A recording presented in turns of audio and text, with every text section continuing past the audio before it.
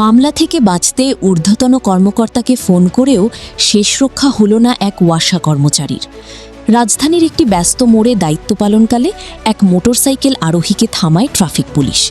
দেখা যায় তিনি হেলমেট ছাড়াই গাড়ি চালাচ্ছিলেন, আর পেছনের আরোহীরও মাথায় ছিল না কোনো সুরক্ষা।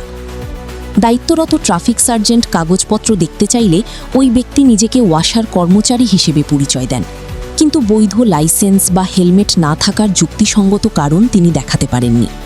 পরিস্থিতি ঘুরিয়ে দিতে তিনি মোবাইল বের করে এক ঊর্ধ্বতন পুলিশ কর্মকর্তাকে ফোন করেন এবং সার্জেন্টকে সেই ফোন ধরিয়ে দেওয়ার চেষ্টা করেন। কিন্তু এখানেই ভিন্ন চিত্র। ট্রাফিক সার্জেন্ট শান্তভাবে ফোন নিতে অস্বীকৃতি জানান। তিনি স্পষ্ট করে দেন, আইন সবার জন্য সমান, কোনো পরিচয় বা প্রভাব খাটিয়ে ট্রাফিক নিয়ম ভঙ্গের দায় এড়ানো যাবে না।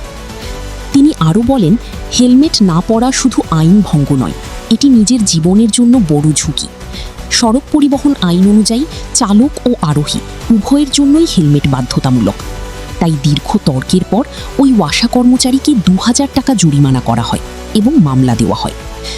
শেষ পর্যন্ত কোনো প্রভাব কাজে না আসায় তিনি নিজের ভুল স্বীকার করে মামলার কাগজ গ্রহণ করেন। এই ঘটনায় স্থানীয় পথচারীরা সন্তোষ প্রকাশ করেছেন। তাদের মতে, সড়কে শৃঙ্খলা ফিরাতে এমন কঠোর ও নিরপেক্ষ আইন প্রয়োগ খুবই জরুরি। পুলিশের পক্ষ থেকেও জানানো হয়েছে, জনগণের নিরাপত্তাই তাদের প্রধান লক্ষ্য। কেউ বড় পদে থাকলেই আইনের ঊর্ধ্বে নয়, এই বার্তাটি তারা দিতে চান। এই ঘটনাটি আবারও মনে করিয়ে দেয়, হেলমেট কোনো বিলাসিতা নয়, এটি জীবনের সুরক্ষা। নিয়ম মেনে চলা শুধু নিজের জন্য নয়, সবার নিরাপত্তার জন্যই জরুরি।